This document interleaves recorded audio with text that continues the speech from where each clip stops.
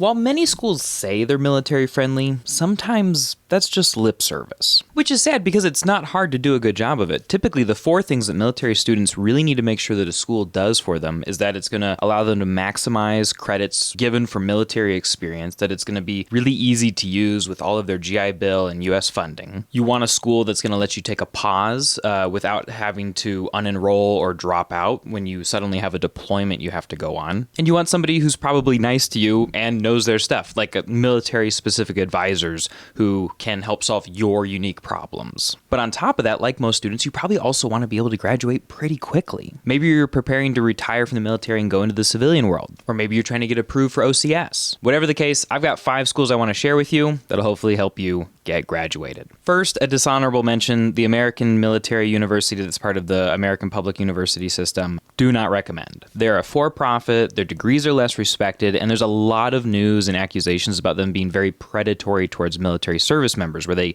give you kind of a crappy product and they get all that sweet, sweet government funding from you. At number 5, we have Pierpont Community and Technical College, and this is a great place to go for like a technical, applied, trades kind of degree, especially if you're just looking for an associate's. At the same time, it's really easy to transfer to another program. They've got the maximum yellow ribbon funding amount per student, and they have a lot of scholarships, such as Veterans of Enduring Freedom, Iraqi Freedom Scholarship, Disabled War Veteran Scholarship, scholarships for military children. And they've got at least one degree called the Board of Governors Associates of Arts and Science, where you can transfer in all of your classes except for one. So if you need a quick associate's degree for something, this is the place to go. You can bring in a bunch of military credit and Sophia credit, take one class with them, get a transcript, get a GPA, boom, you're graduated. Oh, and they're really good about giving you credit for your joint service transcript. And finally, they have a dedicated Veterans Affairs office. So yeah, great school overall, maybe limited applicability because they just do associate's degrees, but a really great place to go if that's what you need. At number 4, we have Thomas Edison State University, who I am a big fan of because I actually was able to graduate from there very inexpensively due to their military friendliness.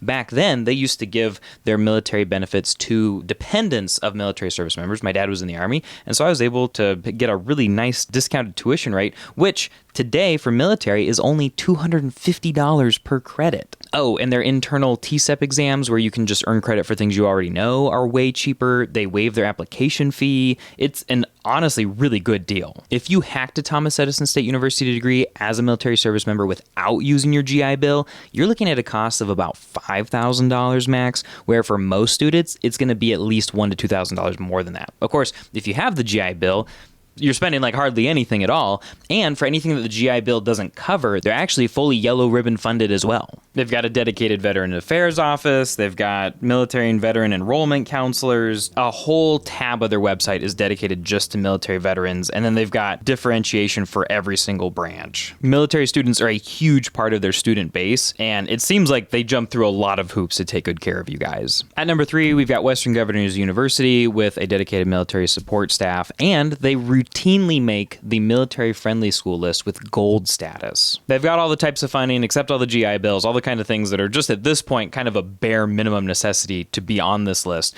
But they also, like some of these other schools, have specific yearly military-related scholarships, active duty, military appreciation, military spouse, Gold Star family. They're also the only school on this list that is competency-based, which basically means that you work at your own pace when you have time. And if you've got a lot of time, you can get more work done. If you have a little bit of time, you just do what you can. I did an interview with a competency-based graduate who was in the Air Force at the time, and he basically downloaded all the material, and when he was writing planes to go places and do stuff, he would just listen to the material, read the material, and study whenever he could. And with WGU, you pay for a term of 6 months, and then you just start going through classes. And usually every class is going to have one proctored exam that you have to accomplish to be able to pass the class. Military lifestyle, I know because I grew up as an Army brat, is super busy. And my dad would sometimes have to go into work unexpectedly or work long hours or leave the country for a little bit. As someone who's taught college classes online and who has had a lot of military students, I know that probably the number one frustrating thing for them and the thing that makes them most likely to drop out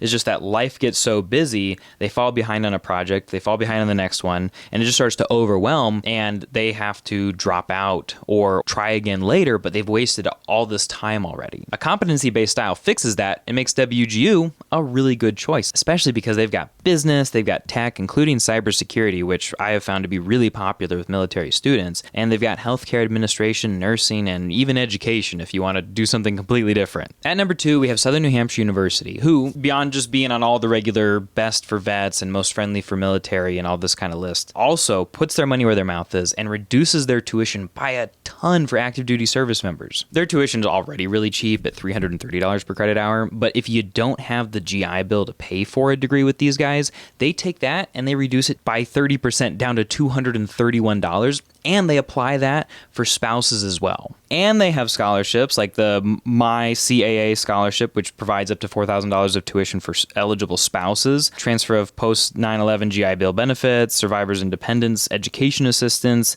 the Fry scholarship, and they have that dedicated military support office. Beyond that, it's really easy to transfer credits in from your JST or from places like Sophia or study.com that we talk about on this channel to sort of speed up the process with those free electives and with those general education credits. By the way, if I were you, I wouldn't just go in with your GI Bill to your undergraduate degree, pay for the whole thing that way, use up those valuable credits, and spend that money, that free money, on getting English 101 or History 201. Instead, with a school like SNHU, WGU, or even the last one on this list, they've got a lot of great master's degrees to choose from. And if you can save that GI Bill for what is usually more expensive tuition in the grad level, then you're going to be much better off just taking, CLEPs and Sophias to finish off some of this little dinky stuff. You're in such a good position to spend almost nothing and to graduate with 2 degrees in the same amount of time or less that it takes most people to just get their first one. Number 1 on this list, guys, I think blows most schools out of the water for military friendliness, and that is Liberty University. And I can speak to this because I actually used to teach there residentially, and on my way to lunch every day,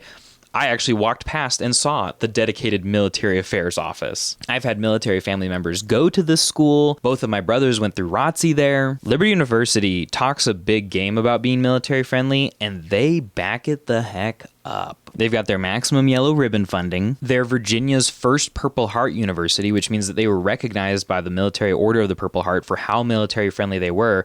And for me, I didn't, notice this so much on campus, except that there was literally like the best parking spot in the entire parking lot was dedicated for Purple Heart recipients. They're on all of the lists for, most friendly for vets and for service members. And I know that when I was teaching classes for them, we regularly got guidance that students who were military service members had to be given extra flexibility if things went down in their life and they had to, go travel real quick or get deployed, or they were going to be in an area of the world where there wasn't consistent Wi-Fi or electricity. And honestly, I've never seen tuition benefits like they have on this page. I mean, here you go, $250, which is kind of standard for military members.